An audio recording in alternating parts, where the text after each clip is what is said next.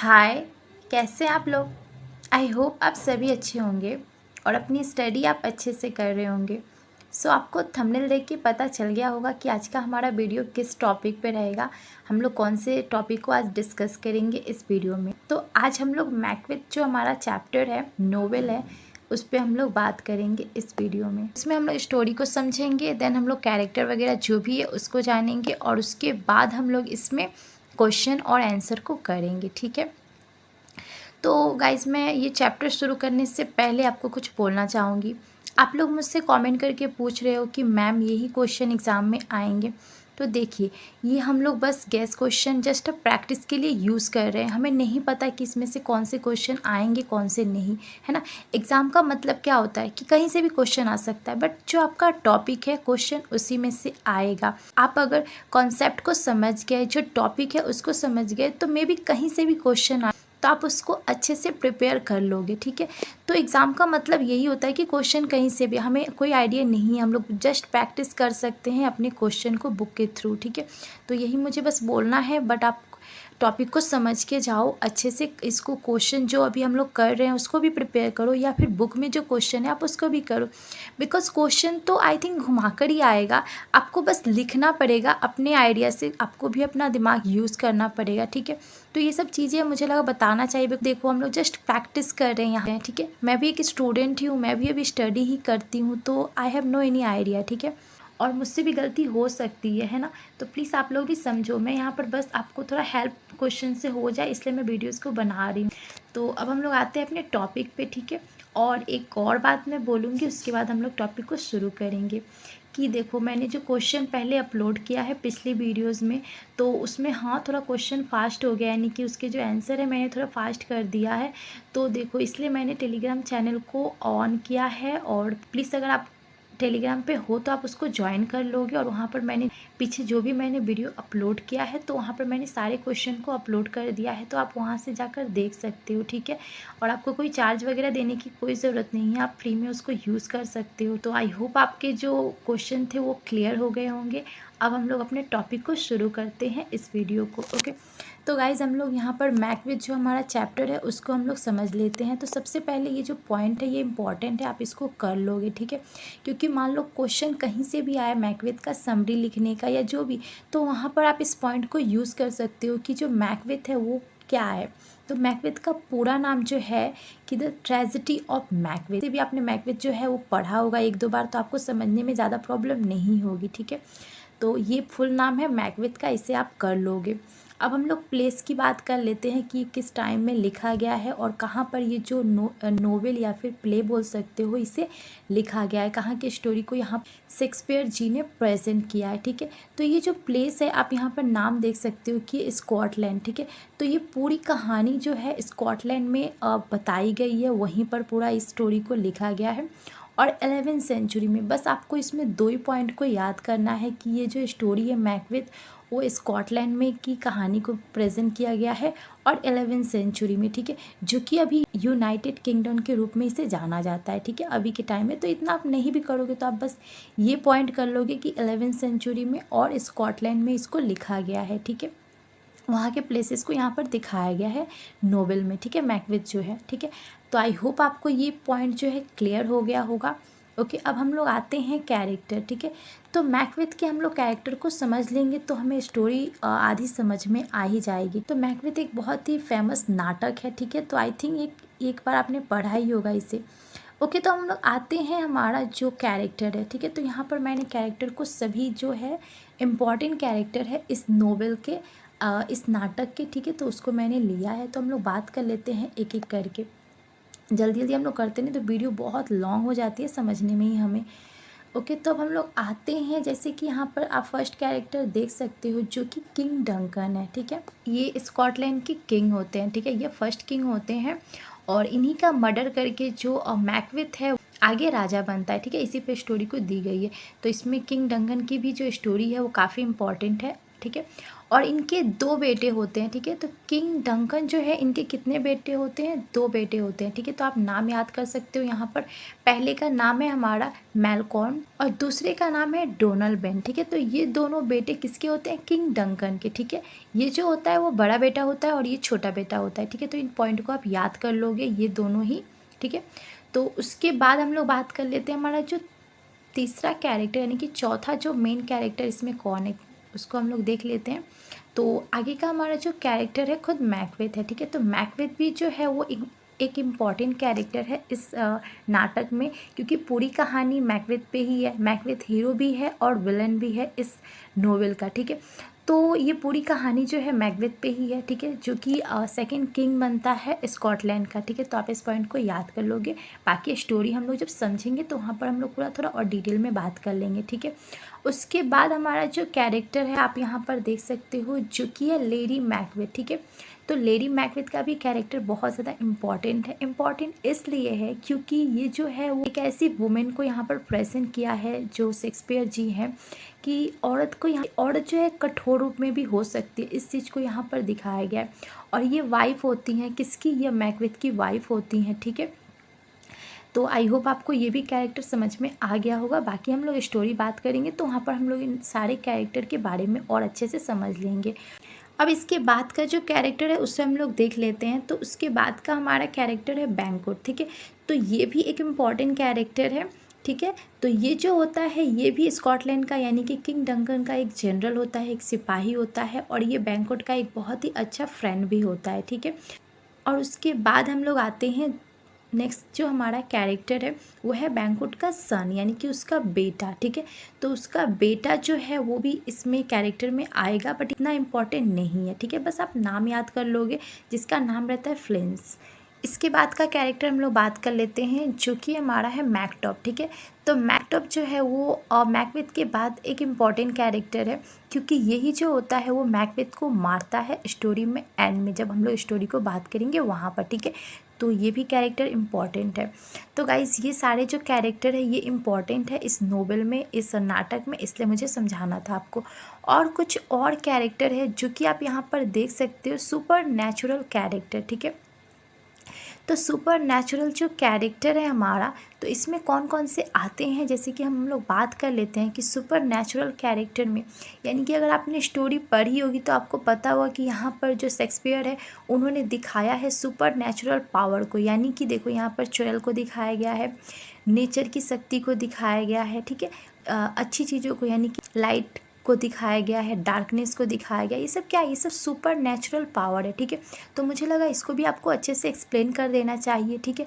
तो आगे हम लोग नीचे बात करेंगे कि इसमें स्टोरी क्या है, ठीक है। तो इतना आपको आई होप जो कैरेक्टर है वो समझ में आ गया होगा, ठीक है। तो आप इन सारे पॉइंट को नोट कर लेना कि आपको कैरेक्टर को जब भी आए तो आपको करने में प्रॉब्लम ना हो, ठीक है। तो अब हम लोग नीचे आते हैं जो कि हमारा है स्टोरी। तो अब हम लोग स्टोरी को समझ लेते हैं। तो स्टोरी हमारी क्या है?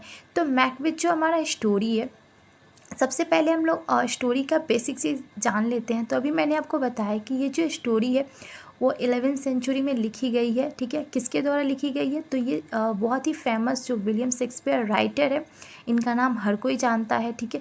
तो इन्हीं के द्वारा इस नोवेल को यानी कि इस नाटक को लिखा गया है, ठीक है। और ये जो है एक तरह से ट्रेजिडी वाला ये नाटक है, क्योंकि ये दुखद यानी कि काफ़ी दुखद टाइप का ये नाटक है। इसमें बहुत सारी बुराइयों को दिखाई गई है और किस तरह से बुराई के बाद अच्छाई की जीत होती है उसको दिखाई गई है, ठीक है। तो ये बेसिक चीज़ हो गया। अब हम लोग स्टोरी पे आते हैं। तो स्टोरी ये है कि यहाँ पर ये जो मैकबेथ है वो एक बहुत ही वफादार होता है अपने राजा के प्रति, किंग डंकन के प्रति, ठीक है। और ये पूरी कहानी जो है वो कहाँ की है? स्कॉटलैंड की है, ठीक है। तो ये जो है वहाँ पर इन लोग का एक टाइम क्या होता है, मैं आपको शॉर्टली स्टोरी को समझा दे रही हूँ कि ये जो मैकबेथ है इन लोग के जो राज्य है स्कॉटलैंड पे हमला होता है दूसरे राज्य से, नॉर्वे आई थिंक कोई राज्य है वहाँ से, ठीक है। तो ये जो मैकबेथ है ये काफ़ी बहादुर होता है। इसकी पर्सनैलिटी जब हम लोग बात करेंगे तो वहाँ पर अच्छे से हम लोग डिटेल में समझेंगे। तो मैकबेथ जो होता है वो एक बहुत ही बहादुर सेना होता है, ठीक है। थेन होता है कहाँ का? स्कॉटलैंड का, ठीक है। और इसका फ्रेंड जो मैंने अभी आपको कैरेक्टर में समझाया कि बैंक्वेट, ठीक है। तो ये दोनों और इनकी बाकी जो सेनाएं मिलके होती है वो बहुत ही वीरतापूर्ण युद्ध करती है उस देश से जो इन पे हमला करते हैं, और ये जीत भी जाते हैं। और जीतने के बाद ये रास्ते में जब आते हैं, जब ये लोग रास्ते में आते हैं, तो वहाँ पर मतलब रात का टाइम होता है और वहाँ पर इन्हें 3 चुड़ैलों को दिखाया गया है, ठीक है। यहाँ पर चुड़ैल का जो रोल दिया गया है वो बहुत ही इंपॉर्टेंट है। इंपॉर्टेंट इसलिए है क्योंकि यहाँ पर वो लोग डार्कनेस को प्रेजेंट करती हैं। डार्कनेस की जो दुनिया होती है वो कैसी होती है, यहाँ पर राइटर यानी कि शेक्सपियर जी ने प्रेजेंट किया है। तो यहाँ पर ये जो चुड़ैलें होती है जो है वो मैकबेथ को 3 भविष्यवाणी बताती है, ठीक है। और इसी में से एक भविष्यवाणी ये होती है कि वो फ्यूचर में राजा बनेगा, यानी कि किंग डंकन की जगह ये लेगा, ठीक है। और ये चीज़ें बोलकर यानी कि तीनों भविष्यवाणी करके ये चुड़ैलें जो है वो गायब हो जाती है, ठीक है। बट फर्स्ट में ये जो मैकबेथ है और उसका जो फ्रेंड है बैंक्वेट, वो लोग इस चीज़ को कैजुअली लेते हैं, यानी कि उसको ज़्यादा सीरियस नहीं लेते हैं। बट सडनली उसमें से एक भविष्यवाणी जो है वो सच हो जाती है, और उसके बाद स्टोरी आगे बढ़ती है। और उसके बाद ये जो मैकबेथ है इसके मन में लालच आ जाता है। यहाँ पर लालच को यहाँ पर राइटर ने ये प्रेजेंट किया है कि एक इंसान कितना भी अच्छा क्यों ना हो, बट उसके अंदर जब लालच बैठ जाती है तो बुराई जो है उसके अंदर घुस जाती है और वो अपनी अच्छाई को भूल जाता है। यहाँ पर शेक्सपियर जी ने बहुत अच्छे से प्रेजेंट किया है। तो ये सारी बातों को जो मैकबेथ है वो अपनी वाइफ को और लेटर में लिख कर भेजता है, ठीक है। और उसके बाद ये लोग अपने राज्य पहुंचते हैं। वहाँ पर क्या होता है कि लेडी जो मैकबेथ है वो क्या करती है, उसके वो भी काफ़ी लालची टाइप की होती है, और वो भी चाहती है कि उसका हस्बैंड जो है यानी कि मैकबेथ जो है वो भी राजा बने, ठीक है। यानी कि उसके मन में भी लालच आ जाती है। वो थोड़ी अलग टाइप की होती है, यानी कि बहुत ज़्यादा एम्बिशन उसके अंदर होता है, बहुत सारी इच्छाएं होती है, ठीक है। तो इसीलिए वो क्या करती है, प्लान बनाती है अपने हस्बैंड के साथ मिलकर कि हम लोग राजा जो किंग है उनकी हम लोग हत्या कर देंगे, यानी कि किंग डंकन को हम लोग मार देंगे। और उसके बाद हम लोग यहाँ पर उसके बाद इस राज्य के तुम राजा बन जाओगे, मैकबेथ को वो बोलती है। पर स्टार्टिंग में मैकबेथ तो मानता नहीं है, बट बाद में बहुत फोर्स करने के बाद, बहुत तरह की बातें करने के बाद मैकबेथ मान जाता है अपनी वाइफ की बात को, और वो लोग प्लान करके जो राजा होते हैं उसकी मर्डर कर देते हैं, ठीक है। और मर्डर वो कैसे करते हैं, वो लोग घर पे जो किंग डंकन है आते हैं खाना के लिए रात के टाइम, और जब वो सोते हैं तो वहीं पर ये लोग प्लान करके मार देते हैं। और उसका इल्ज़ाम जो है वो लोग वहाँ की जो उनके गार्ड है यानी कि उनकी जो सेनाएं हैं उस पर डाल देते हैं, ठीक है। इस तरह की स्टोरी बढ़ती है आगे। और उसके बाद आता है जो रोल है मैकडॉफ, जो कि मैंने अभी आपको बताया एक तरह से ये मैकबेथ के बाद एक इम्पॉर्टेंट कैरेक्टर है जो कि मैकबेथ को मारता है। कहानी में आगे हम लोग बात करेंगे, ठीक है। तो ये आता है, छानबीन करता है, बट इसको पूरी तरह से कंफर्म नहीं होता है कि किंग डंकन को किसने मारा है, बट इसको शक होता है कि मैकबेथ ने ही मारा होगा किंग डंकन को, ठीक है। लेकिन ये जो बैंक्वेट है ना उसको पूरी तरह से शक हो जाता है। क्यों शक हो जाता है मैकबेथ पे, क्योंकि देखो जब चुड़ैलों ने भविष्यवाणी की थी तो मैकबेथ और बैंक्वेट ही वहाँ पर थे, तो इन दोनों को ही ये सारी बातें पता थी, ठीक है। तो बैंक्वेट को पूरी तरह से शक हो जाता है, ठीक है। और गाइज़ मैंने अभी आपको 2 चीज़ नहीं बताया। पहला ये कि ये जो 3 चुड़ैलें होती है वो भविष्यवाणी क्या करती है, यानी कि वो लोग मैकबेथ को बोलती है कि तुम तो राजा बनोगे, ठीक है। यानी कि तीसरी भविष्यवाणी ये रहती है। और दूसरी भविष्यवाणी ये रहती है कि जो बैंक्वेट है इसका बेटा जो है वो फ्यूचर में राजा बनेगा, यानी कि तुम राजा बनोगे उसके बाद बैंक्वेट तो राजा नहीं बनेगा लेकिन इसका बेटा ज़रूर राजा बनेगा, ठीक है।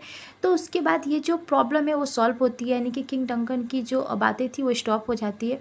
और उसके इसी बीच में 2 चीज़ और होती है कि ये जो किंग डंकन के जो बेटे होते हैं ना, मैल्कॉन और डोनाल्ड, ये डर के मारे भागकर चले जाते हैं। क्योंकि देखो अब राजा के बाद उसका बेटा ही राजा बनता है, ठीक है। तो ये चीज़ें होती है ना, तो ये दोनों सोचते हैं कि हमारे पिता को जिसने मारा है वो हमें भी मार देगा, इसलिए वो लोग डर के भाग जाते हैं दूसरी कंट्री, ठीक है। और उसके बाद स्टोरी आगे बढ़ती है। उसके बाद जो मैकबेथ है वो फिर से प्लान करता है, क्योंकि उसके अंदर अभी भी डर रहता है कि ये जो बैंक्वेट है उसका बच्चा यानी कि उसका बच्चा जो है फ्यूचर में राजा ना बने, ठीक है। तो इसलिए वो प्लान करता है और कि बैंक्वेट और उसके बेटे को मरवा दिया जाए, ठीक है। और इस तरह से वो कुछ मर्डर को हायर करता है और उसके बाद बैंक्वेट को मारने के लिए वो भेजता है, ठीक है। तो इस तरह से स्टोरी आगे बढ़ती है। और इसी में क्या होता है कि जो बैंक्वेट है वो तो मर जाता है, बट उसका जो बेटा है ना जिसका नाम मैंने अभी आपको बताया फ्लिंस, वो भाग जाता है, ठीक है। वो वहाँ से भाग जाता है। उसके बाद मैकबेथ को टेंशन रहती है क्योंकि बैंक्वेट को तो नहीं माना था, क्योंकि चुड़ैलों ने भविष्यवाणी की थी कि उसका बेटा फ्यूचर में किंग बनेगा, ठीक है। तो इस तरह से स्टोरी जो है वो आगे बढ़ती है। ये बात क्या होता है कि वो जो है वो अपनी जो राज की गद्दी है उसे बचाना चाहता है। और इसलिए वो क्या करता है कि वो 3 चुड़ैलों से फिर से मिलने जाता है, क्योंकि वो आगे की भविष्यवाणी जानना चाहता है कि आगे फ्यूचर में क्या होगा, ठीक है। तो इसलिए वो फिर से उन चुड़ैलों की तलाश में जाता है एक गुफा में, जहाँ पर उसे एक जो चुड़ैल की जो सबसे बड़ी जो थी वो चुड़ैल की रानी थी, जिसे हैकेट कहा जाता है, ठीक है। तो ये जो चुड़ैल थी ना, तो ये इसको फिर से 3 भविष्यवाणी करती है, ठीक है। 3 भविष्यवाणी ये करती है मैकबेथ को कि तुम्हें वही इंसान मार सकता है जो कि अपनी माँ की गर्भ से पैदा ना हुआ हो, ठीक है। और दूसरी भविष्यवाणी ये करती है कि तुम्हें यानी कि ये जो जंगल है जिसका नाम बेरम ओड दिया गया है बुक में, ठीक है, तो इससे तुम्हें बच के रहना है। और तीसरी भविष्यवाणी यह कि तुम्हें मैकटॉप से बच के रहना है, ठीक है। मैकटॉप मैंने अभी बताया कि जो कि मारता है किसको, मैकबेथ को, ठीक है। ये मैं आपको ऊपर ऊपर स्टोरी बता रही हूँ, आप पूरा डिटेल में, वैसे मैकबेथ में मैंने स्टोरी को अपलोड किया है, तो आप वहाँ पर जाकर आप उस चीज़ को देख लोगे तो आपको पूरी स्टोरी जो है समझ में आ जाएगी, ठीक है। तो इसी तरह क्या होता है कि उसके बाद ये जो मैकबेथ है, इसी बीच में मैं आपको एक और चीज़ बोलूँगी कि ये जो लेडी मैकबेथ है इसी स्टोरी में पागल हो जाती हैं। मतलब कि देखो, वो अपने आप को इतना ज़्यादा गिल्टी फील करती है ना कि उनको लगता है कि हमेशा उनके हाथ में जो है खून लगा हुआ है, ठीक है। यानी कि वो पागल हो जाती है, क्योंकि देखो, बुरी जो चीज़ होती है ना, आप कुछ बुरा करोगे तो उसका अंजाम भी हमेशा बुरा ही होता है। तो इस चीज़ को हमेशा हर इंसान को याद रखनी चाहिए, जो कि राइटर ने यहाँ पर बताया है। पर ये जो मैकबेथ है ये घमंड हो जाता है इसके अंदर, क्योंकि ये राजा बन जाता है। इसे अब और लगता है कि मुझे कोई नहीं मार सकता, क्योंकि चुड़ैलों ने भविष्यवाणी किया कि इसे कोई भी नॉर्मल जो बच्चा है वो नहीं मार सकता, यानी कि जो बच्चा अपनी माँ के गर्भ से ही जन्म लेते हैं, बट ऐसा कोई इंसान ही नहीं है जो उसे मार सकता है, ठीक है। और ये जो जंगल की बात की गई है बेड़ा मूर्ति का, तो ये भी काफ़ी दूर है उसके महल से, तो कोई आने का चांस ही नहीं है। तो वो काफ़ी कंफर्टेबल उसको अब लगता है कि मुझे कोई नहीं मार सकता। बट एक चीज़ यहाँ पर और चीज़ नोट करने की बात है कि जो चुड़ैलों ने कहा था कि जो मैकटॉप है उससे बच के रहना है, तो मैकबेथ को थोड़ा सा डर रहता है। इसलिए वो क्या करता है कि मैकटॉप को मारने के लिए उसकी फैमिली और उसको मारने के लिए वो लोगों को भेजता है, लेकिन मैकटॉप वहाँ पर नहीं रहता है। और ये जो मर्डरर्स होते हैं ये मैकटॉप की फैमिली को मार देते हैं, यानी कि इसके बच्चे और इसकी पत्नी को मार देते हैं। और ये खबर जब मैकटॉप को पता चलती है तो बहुत ज़्यादा गुस्सा होता है। और उसके बाद यहाँ पर देखो एक चीज़ और आप नोट कर लेना कि ये जो मैकटॉप है वो और ये जो मैलकॉलम है उसके संग मिलके एक सेना को तैयार करता है, किसके खिलाफ, मैकबेथ के खिलाफ। तो ये चीज़ें जो होती है ये दोनों सेनाओं को मिलकर लाते हैं और उसके बाद मैकबेथ के महल पे हमला कर देते हैं, ठीक है। और उसके बाद ये जो मैकटॉप है ये नॉर्मल चाइल्ड नहीं रहता है, क्योंकि ये इसका जब जन्म होता है तो ये इसकी अपनी माँ के पेट को चीरकर इसका जन्म होता है। इसको मैं आपको सिंपली समझाऊं तो देखो, अभी के टाइम में जो सीजर होता है ना, बच्चे को जो सीजर से यानी कि पेट को कटिंग करके जो बच्चे को निकाला जाता है उसे ही कहा जाता है सीजर, ठीक है। तो ये जो मैकटॉप है इसी तरह से इसका जन्म हुआ है, ठीक है। तो ये पॉइंट आप नोट कर लोगे। और उसके बाद ये लोग जब आते हैं तो अपने साथ में, यानी कि मैकटॉप की जो सेनाएं हैं वो अपने साथ में जो विरल जंगल है उसकी लकड़ियों को काट काट के वो लोग लेकर आते हैं, ठीक है। तो इस तरह से ये सारी चीज़ें होती है और एंड में क्या होता है कि जो मैकटॉप है वो मार देता है मैकबेथ को, यानी कि मैकबेथ को मर जाता है स्टोरी में। और उसके बाद जो लास्ट किंग यानी कि तीसरा राजा बनता है स्कॉटलैंड का, वो है मैलकॉलम, ठीक है। तो इसके बाद ये स्टोरी यहीं पर ख़त्म हो जाती है, ठीक है। और गाइज़ एक और बात मैं आपको यहाँ पर बता दूँ कि देखो, ये जो स्टोरी है तो इस स्टोरी में जो राइटर है शेक्सपियर जी ने बहुत ही अच्छे से प्रेजेंट किया है कि किस तरह से जो सत्ता, यानी कि जो किसी पोजीशन को पाने के लिए इंसान किस हद तक गिर जाता है, अपनी सारी अच्छाइयों को भूल जाता है, यहाँ पर राइटर ने दिखाया है। तो इन सब चीज़ों को इंसान को जानना चाहिए कि देखो, आप अच्छे से करोगे तो आपके संग कभी बुरा नहीं होगा। जबकि मैकबेथ इतना अच्छा होते हुए भी उसके अंदर लालच आ जाती है और वो अपनी अच्छाई को भूल जाता है और वो इतना बुरा काम कर लेता है, यानी कि कितने लोगों को मरवा देता है, बट कोई फ़ायदा नहीं होता है, क्योंकि एंड में बुराई हमेशा हार जाती है और अच्छाई की जीत होती है। यहाँ पर राइटर ने प्रेजेंट किया है। इसीलिए आप कितना भी बुरा कर लो, बट आप ये सोचोगे कि आपके संग हमेशा कुछ नहीं होगा, तो ये गलत है, क्योंकि बुराई का अंजाम हमेशा बुराई ही होती है। ये चीज़ यहाँ पर राइटर ने दिखाई है, ठीक है। तो आई होप गाइज मैंने आपको स्टोरी को समझा दी जितना हो सका। बाकी मैं आपको लिंक डाल दूँगी, मैंने जो स्टोरी आपको डाली है मैकबेथ की, वहाँ से आप और अच्छे से इसको देख लेना। अब गाइस हम लोग क्वेश्चन पे बात कर लेते हैं कि हमें कौन कौन से क्वेश्चन को करने हैं इस बुक में, यानी कि इस नोवेल में। ठीक है, तो फर्स्ट जो हमारा क्वेश्चन है आप देख सकते हो कि describe the world of drama in 16th century. ठीक है, तो 16th सेंचुरी का जो ड्रामा था उसको आपको डिस्क्राइब करना है। ठीक है, तो यहाँ से आंसर आपका शुरू है, आप इसको देख लो। और इसमें ये पॉइंट जो है इम्पॉर्टेंट है, आप इसे नोट कर लेना कि फादर ऑफ ड्रामा, यानी कि ड्रामा जो लिखा गया था, जो भी इसकी स्टार्टिंग हुई थी, तो उसके पिता कौन है। ठीक है, तो यहाँ पर नाम दिया गया है, आप इसको पढ़ लोगे। ओके, और उसके बाद हम लोग नीचे आते हैं, जो कि यहाँ पर दिया गया है कि 16th century theatre and drama. ठीक है, तो 16th सेंचुरी के जो थिएटर किस टाइप के थे, वह उस टाइम ड्रामा कैसी होती थी, ठीक है, किस तरह के लोग पसंद करते हैं, उन सारी चीज़ों को यहाँ पर इंक्लूड किया गया है। और एलिजाबेथ का थिएटर कैसा था, ये सारी चीज़ों को दिया गया, क्योंकि एलिजाबेथ का भी टाइम बहुत ज़्यादा इंपॉर्टेंट है और ये सारी चीज़ें एक दूसरे से कनेक्टेड है, इसलिए यहाँ पर दिया गया है। ठीक है, तो आप इसको भी कर लोगे, यहाँ पर टाइमिंग वगैरह दी गई है। और अगर एलिजाबेथ आपको अच्छे से जानना है तो इस पर भी मैंने एक वीडियो बनाया है, आप वहाँ पर जाकर देख लोगे। ठीक है, मैं डिस्क्रिप्शन में डाल दूँगी, क्योंकि एलिजाबेथ का जो टाइम है ना वो भी ज़्यादा इम्पॉर्टेंट है, तो आप उसको कर लोगे, इसमें आ सकता है। ठीक है, तो आप इसको देख लोगे, मैं स्लो करके ही कर रही हूँ कि आपको प्रॉब्लम ना हो। ठीक है, मैं जल्दी करना इसलिए पड़ता है बिकॉज़ वीडियो बहुत ज़्यादा लॉन्ग हो जाती है, इसीलिए। सेकंड क्वेश्चन है हमारा, describe the Elizabeth culture and art. ठीक है, तो एलिजाबेथ का जो टाइम पीरियड था, वहाँ पर आप अगर पढ़े होंगे तो आपको पता होगा कि उस टाइम एलिजाबेथ के टाइम में जो आर्ट यानी कि कला का कुछ ज़्यादा ही विकास हुआ, नाटक हो गया, बहुत नए नए राइटर उभरे उस टाइम। तो इन सारी चीज़ों को आप इसमें इंक्लूड कर सकते हो कि एलिजाबेथ का जो टाइम है इसे गोल्डन एज भी कहा जाता है। ठीक है, तो ये सारी चीज़ें जो है ना यहाँ पर एक दूसरे से कनेक्टेड है, तो इसे आपको करना है। तो जैसे कि फर्स्ट आप यहाँ पर देख सकते हो ये पॉइंट जो है हमारा कि इसमें कल्चर, यानी कि उस टाइम कौन सा किस टाइप के कल्चर थे, लोग किस तरह के कल्चर को ज़्यादा पसंद करते थे, ये सारी चीज़ों को यहाँ पर दिया गया है, तो आप इसको पढ़ लोगे।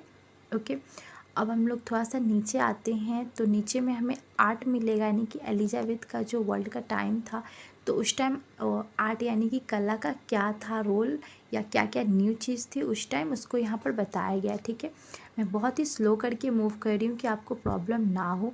और बाकी अगर आपको इससे भी ज़्यादा प्रॉब्लम हो रही है तो आप टेलीग्राम पे मैं डाल दूँगी, वहाँ से आप इन क्वेश्चन को ले लेना। ठीक है, अब हम लोग तीसरी क्वेश्चन में आते हैं, तो हमारा तीसरा क्वेश्चन ये है कि right about the story Macbeth play. ठीक है, तो ये बहुत ज़्यादा इंपॉर्टेंट है, उन दोनों क्वेश्चन से ज़्यादा ये इंपॉर्टेंट है, तो इसको आपको करना है।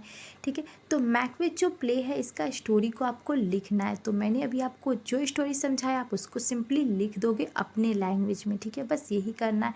तो फर्स्ट आप इसमें क्या क्या चीज़ों को यूज़ कर सकते हो, जैसे कि आप इसमें इंट्रोडक्शन कर सकते हो, इंट्रोडक्शन द स्टोरी, यानी कि स्टोरी का इंट्रोडक्शन क्या है, इसमें आप टाइम को जोड़ सकते हो, कहाँ पर इसको लिखा गया है, प्लेस कौन सा था। ठीक है, इन सारी चीज़ों को आप यूज़ कर सकते हो। उसके बाद कैरेक्टर का भी पॉइंट आप यहाँ पर ले सकते हो कि इसमें कौन कौन से कैरेक्टर है। इस तरह से अगर आप पॉइंट वाइज लिखोगे तो आपको अच्छे खासे नंबर मिल सकते हैं। ठीक है, आपको पता हुआ कि इसमें हमारे टोटल 5 एक्ट को मिलाया गया है, यानी कि 5 एक्ट को राइटर जो शेक्सपियर है उन्होंने इंक्लूड किया है। तो पांचों एक्ट को मैंने यहाँ पर लिया है कि पांचों, यानी कि फर्स्ट एक्ट में क्या है, सेकेंड एक्ट में क्या है, तो उन सारी चीज़ों को लिया गया है कि फर्स्ट एक्ट में जो विचेस का जो है प्ले है उससे दिखाया जाता है। ठीक है, तो इस तरह से जो एक्ट है यहाँ पर लिया गया है, तो आप उसको कर लोगे। ठीक है, तो ये हमारा फर्स्ट एक्ट का है, आप इसको पढ़ लोगे। और उसके बाद हमारा जो है सेकेंड एक्ट है यहाँ पर, तो सेकेंड एक्ट भी आप देख लेना कि इसमें क्या चीज़ को यहाँ पर बताई गई। बिकॉज देखो, अगर स्टोरी नहीं भी आए तो अगर 1 एक्ट या 2 एक्ट भी पूछ ले कि आप उसको समराइज़ करके लिखो, तो आप इजीली उसको लिख लोगे कि आप अगर समझ गए कि फर्स्ट एक्ट में क्या है, सेकेंड एक्ट में क्या है। ठीक है, उसके बाद हमारा तीसरा एक्ट है यहाँ पर, आप इसको भी देख लोगे। अब आगे हम लोग बढ़ते हैं। ठीक है, और स्टॉप करके अगर आपको प्रॉब्लम हो रही है तो आप स्टॉप करके भी यहाँ पर लिख सकते हो क्वेश्चन को और आंसर को। ठीक है, उसके बाद हमारा यहाँ पर है 4 एक्ट में क्या दिया गया है, तो उसको भी आप देख लेना। ठीक है, अब मैं एक्ट आपको पूरा समझा नहीं रही हूँ, नहीं तो वीडियो बहुत ज़्यादा लॉन्ग हो जाएगी। आपको पूरा एक्ट को जानना है तो आप, मैं जो वीडियो आपको अभी नीचे डिस्क्रिप्शन में दूंगी आप उसको जाकर देख लोगे। ठीक है, वहाँ पर मैंने पूरी अच्छी सी, काफ़ी लॉन्ग वीडियो है, पूरा डिटेल में वहाँ पर हम लोगों ने बताया है, है कि मैकबेथ का जो प्ले है अच्छे से, ठीक है, एक्ट वाइज करके। और उसके बाद आप ये पॉइंट यूज़ कर सकते हो कि ये जो हमारा नोवेल है या फिर हमारा जो नाटक है, तो इसका पर्पस क्या है। यानी कि देखो, हर वीडियो में आपको बताती हूँ कि कोई भी राइटिंग का एक पर्पस होता है। तो यहाँ पर शेक्सपियर जी जो है उन्होंने क्या पर्पस को दिखाया है इस नोवेल यानी कि इस नाटक के प्रति लोगों को, यानी कि उनका इंटेंशन क्या है इसे लिखने का, ठीक है। तो इस पॉइंट को आप यूज़ कर लोगे और आपका ये जो है नोवेल वो कंप्लीट हो जाएगा, इसकी स्टोरी आप अगर लिखते हो तो। अब हम लोग 4 नंबर क्वेश्चन पे आते हैं। तो हमारा 4 नंबर को हमारा ये क्वेश्चन है कि right about the character of Macbeth, ठीक है। तो ये तो इम्पॉर्टेंट है ही, क्योंकि आपको मैकबेथ का कैरेक्टर लिखना है जो कि इम्पॉर्टेंट रोल है इसमें, इसी का मेन रोल यहाँ पर दिया गया है। तो मैकबेथ में आप सबसे पहले लिख सकते हो कि यह एक प्रोटैगनिस्ट कैरेक्टर है। प्रोटैगनिस्ट का मतलब होता है कि मेन कैरेक्टर या फिर काफ़ी मेजर कैरेक्टर जिसे हम लोग बोलते हैं, कि यानी कि जो मैकबेथ है वो विलन होते हुए भी इस प्ले का यानी कि इस नाटक का एक हीरो है। तो किस तरह से है, क्योंकि वो स्टार्टिंग में बहुत ही अच्छा पर्सन होता है, काफ़ी वफादार होता है अपने राजा के प्रति, है ना, क्योंकि बाद में तो वो बुरा बनता है ना, पर पहले तो वो अच्छा ही पर्सन होता है। तो इस तरह के पॉइंट को आप यूज़ कर सकते हो। सेकेंड पॉइंट में आप लिख सकते हो कि जो मैकबेथ है वो ब्रेव है, ठीक है, यानी कि बहादुर है, तभी तो वो लड़ रहा है ना, ठीक है। तो काफ़ी उसके अंदर स्ट्रांगनेस के साथ उसके अंदर काफ़ी बहादुरी भी है, तो इसको भी आप यूज़ कर सकते हो। उसके बाद आप पॉइंट को यूज़ कर सकते हो मैकबेथ का जब आप कैरेक्टर लिखोगे, तो वो है हमारा कि Macbeth is the protagonist character, ठीक है। अभी मैंने बताया कि एक मेजर कैरेक्टर है, तो इस पॉइंट को, छोटे छोटे पॉइंट जो है ना आपको याद भी रहेंगे और आपको लिखने में भी ईजी होंगे, इसलिए मैंने काफ़ी ईजी वे में इसको यहाँ पर अब प्रेजेंट किया है, ठीक है। अब हम लोग 5 नंबर क्वेश्चन पे आते हैं कि हमारा 5 नंबर क्वेश्चन क्या है। तो what is the significance of darkness and light in Macbeth. अभी मैंने आपको बताया कि जो मैकबेथ चैप्टर है, तो इसमें जो राइटर है ना उन्होंने अच्छाई और बुराई दोनों चीज़ों को प्रेजेंट किया है। तो वही चीज़ें यहाँ पर पूछी गई है आपसे कि डार्कनेस और लाइटनेस का साइन क्या है, यानी कि इसका मतलब क्या है इस नोवेल में। तो आपको प्रेजेंट करना, ये बहुत ही सिंपल वे में मैंने इसको लिखा है कि लाइट का मतलब क्या होता है और अंधेरा का मतलब क्या होता है, ठीक है। तो लाइट का मतलब क्या होता है, अच्छाई, जो इंसान की अच्छाई होती है, जो किसी की मदद करता है, जो उसके उम्मीद होती है, ये सब चीज़ें क्या है, ये सब अच्छाई की निशानी होती है जो कि मैकबेथ में पहले पाई जाती है। और बुराई, बुराई जैसे हो गया कि किसी को आप परेशान करना, काफ़ी दुखी रहना, खुद को गिल्टी फील करना, किसी को मारना पीटना, ये सब क्या होता है, ये सब बुराई की निशानी होती है, जो कि यहाँ पर जो 3 चुड़ैले हैं उन्होंने प्रेजेंट किया है अपनी दुनिया को दिखाकर, मैकबेथ को एक अच्छे इंसान से बुरे इंसान में बदल कर। तो ये सब चीज़ें बुराई की निशानी होती है, तो इसे आप यूज़ कर सकते हो। बहुत ही सिंपल वे में यहाँ पर मैंने लिखा है, तो आप इन दोनों पॉइंट को याद कर सकते हो। और वैसे भी एक चीज़ मैं आपको और बताना चाहूँगी कि देखो, अगर स्टोरी आए तो आप इन दोनों पॉइंट को भी यूज़ कर सकते हो, जिससे आपकी जो स्टोरी है वो थोड़ी अच्छी लगे देखने में। बाकी चीज़ें भी आपको यूज़ करनी है, बट आप इन दोनों चीज़ को भी यूज़ कर सकते हो। और अगर शॉर्टली आंसर आए तो भी आप इस पॉइंट को यूज़ कर सकते हो, ठीक है। देखो, एग्जैक्ट हम लोग नहीं बता सकते कि यही क्वेश्चन आएगा, बट हम लोग प्रैक्टिस तो कर ही सकते हैं अपने हिसाब से, अपना बेस्ट तो हम लोग दे ही सकते हैं। अब गाइज हम लोग लास्ट क्वेश्चन कर लेते हैं। आई थिंक ये लास्ट ही क्वेश्चन है इस नोवेल का जो हम लोगों ने यहाँ पर कलेक्ट किया है, जो कि हमारा है what kind of character is lady Macbeth, ठीक है। तो अभी मैंने आपको बताया कि ये भी कैरेक्टर बहुत ज़्यादा इंपॉर्टेंट है इस नोवेल में, क्योंकि इनका भी रोल बहुत ज़्यादा यहाँ पर दिखाया गया। तो ये किस टाइप की थी, ये काफ़ी स्ट्रॉन्ग टाइप का इनका भी बिहेवियर था, ये काफ़ी रूडली थी, यानी कि काफ़ी सख्त थी, काफ़ी ज़्यादा एम्बिशन इनके अंदर भरा हुआ था, जिसके चलते ये लालच, और काफ़ी लालची भी थी कि ये मतलब लालच के चलते ही ये मैकबेथ को और भड़काती हैं, और ये लोग प्लान करके किंग डंकन की हत्या करते हैं, ठीक है। तो इन सब पॉइंट को आप यूज़ कर सकते हो। फिर से यहाँ पर मैंने एक और पॉइंट लिया है कि ये काफ़ी और एम्बिशंस वाली वूमेन थी, यानी कि इनके अंदर बहुत ज़्यादा एम्बिशन था, बहुत ज़्यादा लालची थी, ठीक है। ये किसी तरह चाहती थी कि बस जो मैकबेथ है वो राजा बन जाए, इसके लिए उन्हें कोई कीमत भी चुकानी पड़े तो उसे चुकाएंगे, ठीक है। तो ये सब पॉइंट को यहाँ पर यूज़ किया गया है। तो कुछ इसी तरह का है, इसी चीज़ को यहाँ पर बताया गया है कि ये भी एक 4 विचेस के रूप में यहाँ पर प्रेजेंट की गई है, यानी कि इनके अंदर भी बहुत बुराई भरी रहती है। बेशक ये जादू टोना नहीं करती है, बट इनके अंदर बहुत ज़्यादा बुराई भरी होती है, तभी तो ये जो मैकबेथ है उसे भड़काती है, मतलब कि 4 विचेस अगर आए तो आप इनके कैरेक्टर को लिख दोगे सिंपली, ठीक है। तो यही मुझे पॉइंट लगा कि आपको बता देना चाहिए। बाकी भी कुछ है इसमें, आप क्वेश्चन को कर लोगे, ठीक है। और एक और चीज़ मैं आपको बोलना चाहूँगी जो कि आपको पता भी होगी कि इसमें जो कोटेशन दिए गए हैं ना उसे आप कर लोगे, बिकॉज जो कोटेशन होते हैं ना, मैं यहाँ पर आपको लास्ट में दे दूँगी कोटेशन कौन कौन से हैं, 1 या 2, बाकी आप बुक से कर लोगे। जैसे कि यहाँ पर दिया गया है, आप नाम देख सकते हो कि fair is fall and fall is fair, जो है वो जैसे है दिया हुआ है, मैकबेथ में ही है ये वाला लाइन। तो ये कौन बोला है और किससे बोला है, इसको आपको एक्सप्रेस यानी कि इसकी समरी वगैरह लिखने को दे सकता है, ठीक है। तो इस तरह के क्वेश्चन को आप कर लोगे बुक में जो भी कोटेशन है, तो आपका ये जो है वो पूरा अच्छे से कंप्लीट हो जाएगा, ठीक है। और आपको अगर कुछ और डाउट हो तो कमेंट कर सकते हो, मैं ट्राई करूँगी उसको ठीक करने का, ठीक है। And last, thanks for watching this video guys and bye, take care, अच्छे से स्टडी करो आप। और कोई डाउट हो तो please comment, okay. And now bye.